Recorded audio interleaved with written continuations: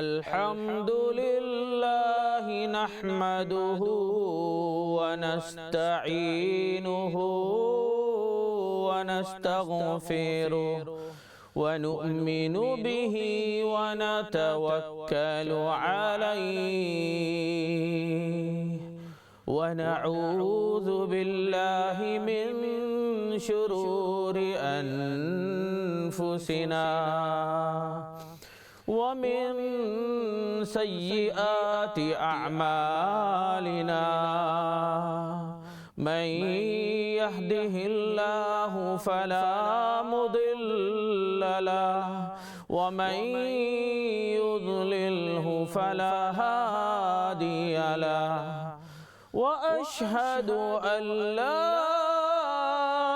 إله إلا الله وحده لا شريك له وأشهد أن سيدنا ونبينا وسندنا ومولانا محمدا عبده ورسوله صلى الله تعالى عليه وعلى آله وأصحابه وبارك وسلم تسليما كثيرا أما بعد فأعوذ بالله من الشيطان الرجيم بسم الله الرحمن الرحيم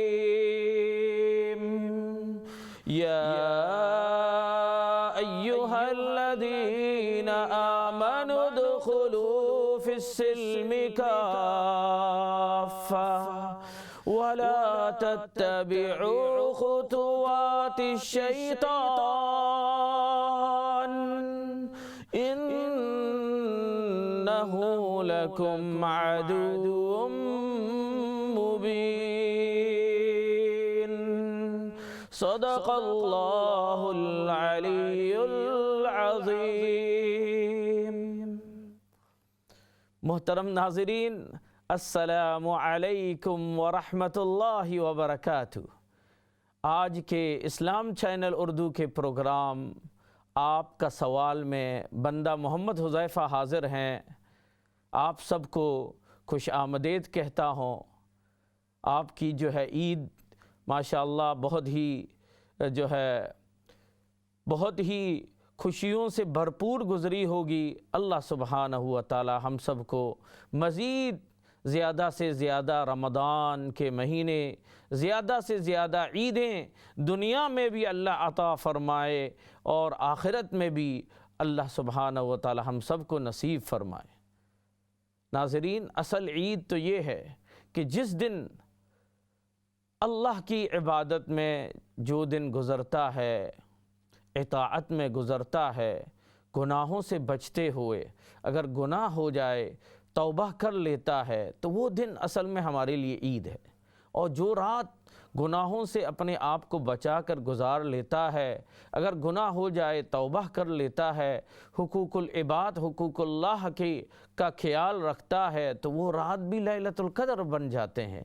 انشاءاللہ تعالی جو ہے رمضان کے بعد کے باقی ایام کو بھی اللہ سبحانہ و تعالی ہر دن ہماری جو ہے اللہ تعالیٰ عید جیسی جو ہے ایام ہم سب کو اللہ نصیب فرمائے. سکون اور عافیت کی زندگی ہم سب کو اور ہمارے فیملیوں کو اللہ نصیب فرمائے. دعا ہے.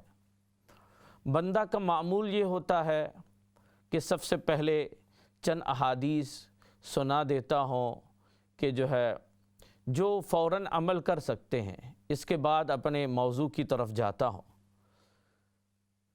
چند احادیث آپ کے سامنے عرض کروں گا. ویسے ہمارے لیے تو فری میں ہمیں جو ہے آج کے دور میں احادیث کی کتابیں کتنی آسانی سے ہمیں مل جاتی ہیں اور ہمیں، لیکن گزشتہ دور کے واقعات آپ دیکھیں گے، اللہ اکبر، محدثین کرام ہم تک احادیث کو پہنچانے کے لیے کیا کیا محنتیں، ایک ایک مہینے تک امام بخاری رحمۃ اللہ حضرت امام بخاری رحمۃ اللہ علیہ جیسے عظیم محدث ایک ایک مہینے تک گھاس کھا کر جو ہے سفر کرنا پڑا، سفر کیا بخارا سے لے کر اللہ اکبر بغداد، کوفہ، مکہ، مدینہ، پتہ نہیں ہزاروں میل جو ہے سبحان اللہ پیدل چل چل کے سفر کیا، ایک ایک مہینے تک گھاس کھاتے رہے، اللہ اکبر اللہ اکبر۔ پھر جو ہے امت کو یہ احادیث آسانی کے ساتھ مل گئی، اس لیے ہمیں کوئی اتنی قدر نہیں ہے، جب احادیث سنائے جاتے ہیں تو نبی کریم صلی اللہ علیہ وسلم کے احادیث ایک ایک حدیث ہماری دنیا اور جو ہے آخرت کے عافیت کے لیے اور جو ہے فلاح اور بہبودگی کے لیے، کامیابی کے لیے کافی ہے۔ محدثین کرام نے کیا کیا جو ہے تکلیفیں برداشت کی ہیں ان احادیث کو جمع کر کے امت تک پہنچانے کے لیے۔ ایک محدث تھے، وہ جو ہے اس زمانے میں آج کل جو اسپین کہا جاتا ہے، اس زمانے میں اندلس کہا جاتا ہے، مسلمانوں نے 700 سال سے زیادہ قریب 800 سال مسلمانوں نے اسپین پر حکومت کیا۔ وہاں سے وہ اسلامی ملک تھا اس زمانے میں، آج بھی وہ مسجد قرطبہ جو موجود ہیں، اللہ اکبر، جو ہے یہ دنیا کے عظیم ترین اور دنیا کے سب سے جو ہے عظیم مساجد میں سے ہیں، ابھی بھی مسجد قرطبہ موجود ہیں، مسلمانوں کی حکومت کے، مسلمانوں کے دور کے یادگار بہت کچھ وہاں پر موجود ہیں۔ تو اندلس سے، اسپین سے ایک محدث نے سفر کیا بغداد کی طرف۔ اسپین سے عراق کتنا دور ہوگا، پیدل سفر کیا۔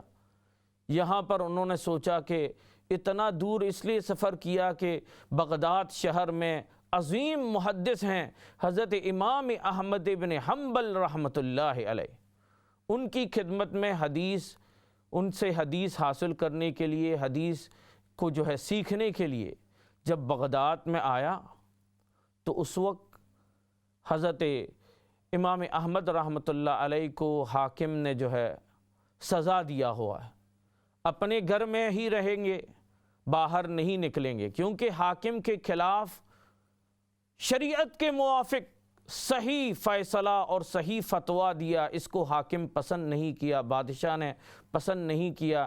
حضرت امام احمد بن حنبل کو یہ حکم نافذ کیا گیا کہ آپ گھر میں رہیں گے، کسی کو حدیث نہیں سکھائیں گے، کسی کو دین کے فتوے نہیں دیں گے، دین کی تعلیم نہیں سکھائیں گے۔ ابھی وہ محدث جو ہے اتنا دور جو ہے مہینہ سفر کر کے جب بغداد میں پہنچا تو وہ پوچھنے لگے کہ امام احمد ابن حنبل رحمۃ اللہ علیہ کا مکان کہاں ہے۔ جس سے بھی پوچھتا ہے وہ پولیس کے در سے وہ جواب نہیں دیتا، کیونکہ وہ وہاں پر پولیس اگر موجود ہو تو ان کو پکڑ لیں گے امام احمد رحمۃ اللہ علیہ کے گھر بتانے پر۔ پھر ایک بزرگ سے ملے تو انہوں نے کہا کہ آہستہ سے کہا وہاں شہر کے دوسری طرف ہے، وہاں پر امام احمد بن حنبل رحمۃ اللہ علیہ کے گھر ہیں، چپکے سے تم چلے جاؤ، اگر پولیس دیکھ لے گا تو تم کو پکڑ لے گا ان سے بات کرتے ہوئے۔ ابھی تو ان کو تو حدیث سیکھنا ہے جو بھی ہو۔ وہ حضرت امام احمد بن حنبل رحمۃ اللہ علیہ کے گھر میں گئے اور اپنا مقصد بتایا۔ امام احمد بن حنبل رحمۃ اللہ نے فرمایا کہ تم میرے پاس حدیث سیکھنے آؤ گے تو پولیس تم کو پکڑ لے گا، جیل میں ڈال دیں گے۔ وہ اندلس سے آئے ہوئے محدث جو ہے وہ بڑے، کیونکہ اس زمانے میں اسپین مسلمان کی حکومت ہے اور بہت زیادہ ترقی یافتہ ہے، اسلامی حکومت میں سب سے زیادہ ترقی یافتہ جو ہے ریاست کہا جاتا ہے۔ وہاں سے آئے ہوئے ہیں، بڑے لگژری لائف میں انہوں نے گزارا ہوا ہے، لیکن انہوں نے امام احمد بن حنبل رحمۃ اللہ علیہ سے عرض کیا کہ میں کسی طریقے سے بھی روزانہ آپ کے دروازے پر آ جاؤں گا، آپ ایک حدیث روزانہ مجھے جو ہے سکھا دیجئے، پولیس کو بھی خبر نہیں ہوگی۔ امام احمد بن حنبل رحمۃ اللہ علیہ کو بڑا تعجب ہوا، تو کس طرح تم آؤ گے؟ تو ہر وقت سپائی، ہر وقت CID لگے ہوئے ہیں۔ کہا کہ میرے پاس طریقہ ہے۔ وہ اسپین سے آئے ہوئے محدث، انہوں نے اپنا شکل فقیروں جیسا، بیگا جیسا، جو مانگنے والوں کے شکل میں اپنے آپ کو بنا دیا۔ ہر ایک گھر میں جا کے جو ہے وہ مانگنے کا شکل بناتا ہے، اور اخیر میں امام احمد ابن حنبل رحمۃ اللہ علیہ کے گھر میں بھی آتا ہے، فقیر کے شکل میں کچھ مانگنے کے شکل میں مانگتا ہے، اور امام احمد ابن حنبل رحمۃ اللہ علیہ ایک حدیث سنا دیتا ہے۔ اس طریقے سے انہوں نے حضرت امام احمد ابن حنبل رحمۃ اللہ علیہ سے حدیث سنا، پھر امت تک پہنچایا۔ دیکھو ان محدثین کرام کو اللہ سبحانہ و تعالی ان کے قبروں کو نور سے بھر دے، انہوں نے ہم پر بڑا احسان کیا۔ اس کی وجہ سے ہمیں جو ہے احادیث پر عمل کرنا کتنا آسان ہو گیا، ہم تک انہوں نے صحیح جو ہے اپنا فریضہ انجام دیا۔ ہمارا بھی فریضہ بنتا ہے کہ ہم اللہ کے عطا کیے ہوئے رسول اللہ صلی اللہ علیہ وسلم کی تعلیمات دوسروں تک پہنچائیں۔ کس طرح پہنچائیں گے؟ خود اپنے اوپر، اپنی زندگی میں ان کو اپنائیں، جن کو دیکھ کر دوسری قومیں دیکھیں گے کہ یہ مسلمان ہیں۔ اللہ اکبر۔ تو میں آپ کے سامنے جو ہے اپنے معمول کے موافق جو ہے سب سے پہلے چند احادیث سناؤں گا، اس کے بعد اپنے موضوع کی طرف جاؤں گا انشاءاللہ تعالی۔ اللہ سبحانہ و تعالی اخلاص و للہیت کے ساتھ بولنے اور سننے کی اللہ سبحانہ و تعالی ہم سب کو توفیق عطا فرمائے۔ دیکھیے، قیامت کے دن جنت میں جانے کے بعد، جنت میں آدمی چلا جاتا ہے، قرآن میں اللہ تعالیٰ فرماتے ہیں لا خوف علیہم ولا ہم یحزنون۔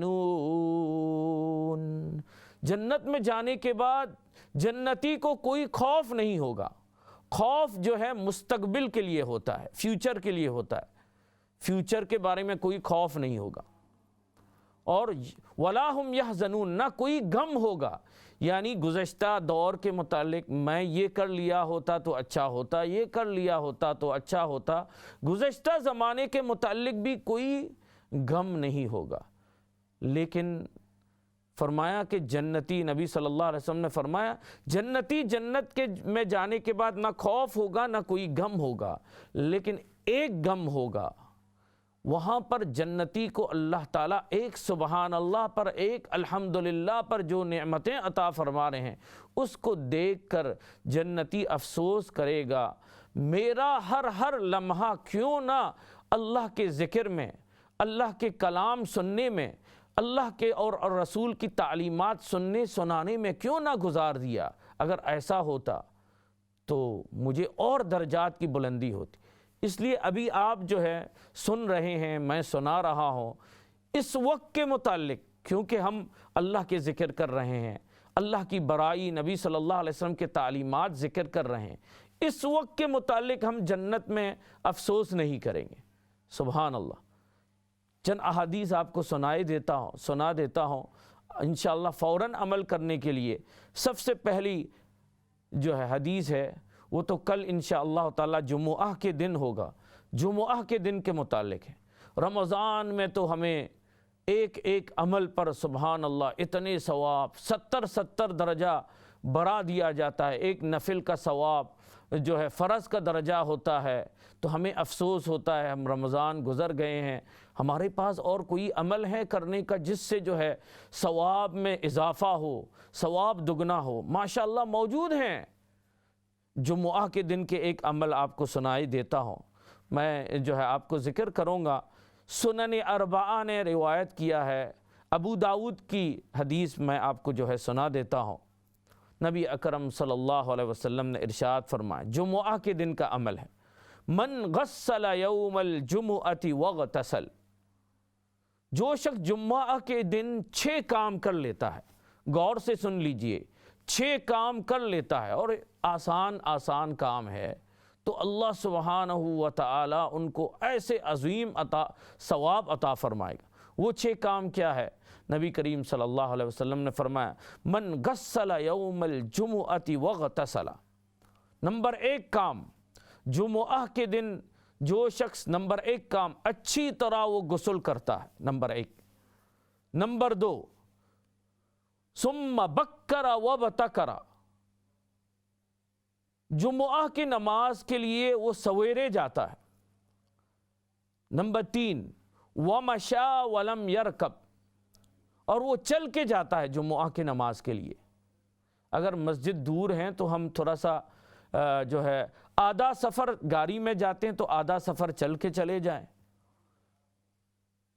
6 کام جو کر لیتا ہے ان کو ایسے عظیم ثواب اللہ عطا فرمائیں گے۔ نمبر 1 اچھی طرح غسل کرتا ہے، نمبر 2 جمعہ کی نماز کے لیے سویرے جاتا ہے، نمبر 3 جمعہ کی نماز کے لیے چل کے جاتا ہے، نمبر 4 ودنا من الامام، امام سے قریب زیادہ قریب بیٹھنے کی کوشش کرتا ہے، نمبر 5 فاستمع، جب امام خطبہ پڑھتا ہے تو غور سے سنتا ہے، ولم یلغو، جمعہ کے نماز کے وقت کوئی لغو بات وہ نہیں کرتا، نہ فون کے اندر واٹس ایپ چیک کرتا ہے یا کوئی دوسری چیزوں میں کوئی لغو بات نہیں کرتا، کوئی لغو کام بیہودہ کام نہیں کرتا، یہ 6 کام کر لیتا ہے۔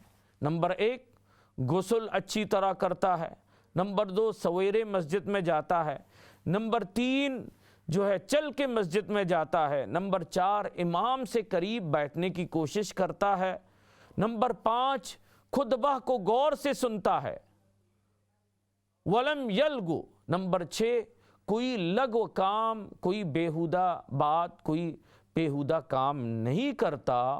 سبحان اللہ، کان لہو بکل خطوۃ، اس کے ہر قدم پر عمل سنۃ، اللہ اکبر، اجر صیامہا و قیامہا، ہر ایک قدم وہ مسجد کی طرف چلتا ہے جمعہ کی نماز کے لیے اور یہ 6 کام کر لیتا ہے، ہر قدم پر اللہ سبحانہ و تعالی پورا 1 سال روزہ رکھنے اور نماز پڑھنے کا اور رات کو عبادت کرنے کا ثواب اللہ عطا فرماتے ہیں۔ سبحان اللہ، اگر ہم 100 قدم مسجد کی طرف چل کے جاتا ہے تو 100 سال کی عبادت کا ثواب اللہ عطا فرماتے ہیں، اور یہ حدیث صحیح حدیث ہے۔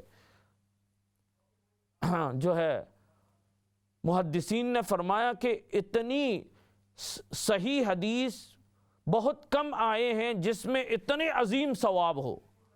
ہر قدم پر جمعہ کی طرف چلنے پر، ہر قدم پر 1 سال روزہ رکھنا، 1 سال عبادت کرنا، پوری رات عبادت کرنے کا ثواب اللہ تعالیٰ عطا فرماتے ہیں۔ سبحان اللہ، سبحان اللہ، یہ پہلی حدیث۔ انشاءاللہ کل جمعہ ہوگا، اس کو ضرور عمل کر لیجئے، 100 سال کی کم از کم جو ہے عبادت کا ثواب حاصل کر لیجئے۔ ویسے مسجد میں ویسے ہی فرض نماز کے لیے جاتا ہے تو 1 حج کا ثواب اللہ عطا فرماتے ہیں۔ سبحان اللہ۔ پھر دین کی بات سننے کے ارادے سے امام کے بیان کو سننے کے نیت سے جاتا ہے تو پھر 1 اور حج کا ثواب اللہ عطا فرماتے ہیں۔ اللہ کے خزانے میں کسی چیز کی کمی نہیں ہے، بس لینے کے لیے ہمیں چاہیے کہ جو ہے ہم لینے والے بنیں۔ یہ پہلی حدیث ہے۔ دوسری حدیث خواتین کے متعلق ہے۔ خواتین کہتی ہیں کہ جو ہے رمضان میں تو جنت کے دروازے کھلے ہوئے ہیں، رمضان کے بعد کوئی عمل ہیں جس کی وجہ سے جو ہے جنت کے دروازے کھل جائیں، موجود ہیں الحمدللہ۔ جو رمضان کے بعد بھی وہی خدا ہے، وہی خدا عطا فرمانے والے ہیں اللہ سبحانہ و تعالی۔ مسند احمد کی حدیث ہے، خواتین کے متعلق ہیں، غور سے سن لیجئے۔ نبی اکرم صلی اللہ علیہ وسلم نے ارشاد فرمایا، اذا صلت المرأة خمسہا، جب عورت جو ہے خاتون 5 نماز کو اہتمام کے ساتھ 5 نمازوں کو ادا کرتی ہے، وصامت شہرہا، جب رمضان کا مہینہ آتا ہے تو رمضان کے روزے رکھتی ہے، وحفظت فرجہا، اپنے شرم و حیا کی وہ حفاظت کرتی ہے، نمبر 4 وَأَطَاعَتْ زَوْجَهَا، اپنے شوہر کی وہ اطاعت کرتی ہے، یہ 4 کام کرنے پر قیامت کے دن ان سے کہا جائے گا، خاتون سے کہا جائے گا، قیل لہا، ان سے کہا جائے گا، ادخلی من ای ابواب الجنت شئتی، جنت کے جس دروازے سے بھی چاہے آپ داخل ہو جاؤ۔ اللہ اکبر، جنت کے تمام دروازے ان کو ویلکم کہیں گے خاتون کو، یہ 4 کام کے کرنے پر: 5 نمازوں کی پابندی، اور روزے کو صحیح رکھنا، اور اپنے شرم و حیا کی حفاظت کرنا۔ اللہ اکبر، اس میں یہ بھی ہیں پردہ اور حجاب کرنا، اور جو ہے اپنے شوہر کی اطاعت۔ یہ 4 کام کے کرنے پر قیامت کے دن کہا جائے گا کہ جنت کے جس دروازے سے چاہے جنت میں داخل ہو جاؤ، آپ VIP ہو۔ سبحان اللہ، سبحان اللہ، کتنی عظیم اللہ کی طرف سے نعمت ہے اور اعزاز ہے خواتین کے لیے، یہ عظیم حدیث ہے۔ سبحان اللہ، سبحان اللہ۔ یہ دوسری حدیث آپ کے سامنے جو ہے سنا دی، اللہ سبحانہ و تعالی عمل کی توفیق عطا فرمائے۔ تیسری حدیث آپ کے سامنے عرض کرنے جا رہا ہوں۔ سبحان اللہ، یہ تو سب کے لیے ہے، مرد حضرات کے لیے بھی، خواتین کے لیے بھی۔ نبی اکرم صلی اللہ علیہ وسلم نے ایک مرتبہ صحابہ سے فرمایا، الا اخبرکم بافضل من درجۃ الصیام والصلاۃ والصدقہ۔ نبی اکرم صلی اللہ علیہ وسلم نے فرمایا تمام صحابہ سے، کیا میں آپ کو نہ بتاؤں وہ عمل جو روزے سے بھی زیادہ افضل ہیں؟ تو صحابہ تعجب ہو گیا، رمضان کے روزے سے بھی زیادہ افضل کون سا عمل ہو سکتا ہے؟ نبی کریم صلی اللہ علیہ وسلم نے فرمایا مزید اس پر نماز جو عظیم عبادت ہے، نماز سے بھی زیادہ افضل۔ اللہ اکبر، صحابہ اور تعجب ہو گئے، روزے سے بھی زیادہ افضل عمل اور نماز سے بھی زیادہ افضل عمل اور کون سا ہو سکتا ہے؟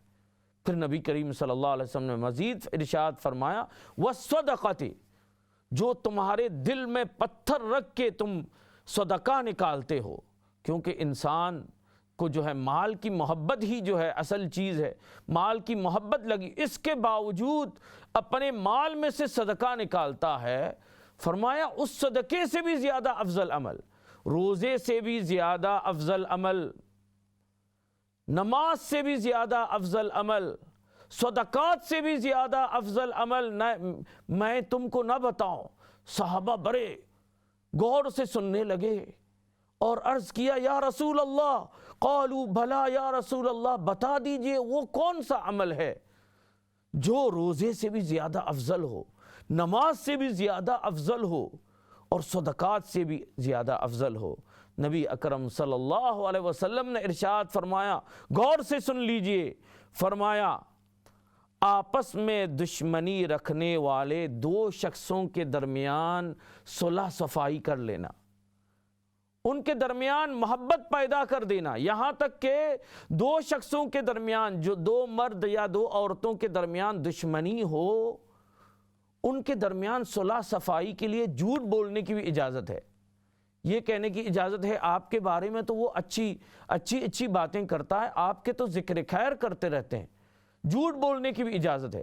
2 آپس میں دشمنی رکھنے والے 2 مرد اور 2 عورتوں کے درمیان محبت پیدا کر دینا، صلح صفائی کرا دینا، یہ نماز سے بھی افضل ہے، روزے سے بھی افضل عمل ہے، اللہ اکبر، صدقہ سے بھی افضل عمل ہے۔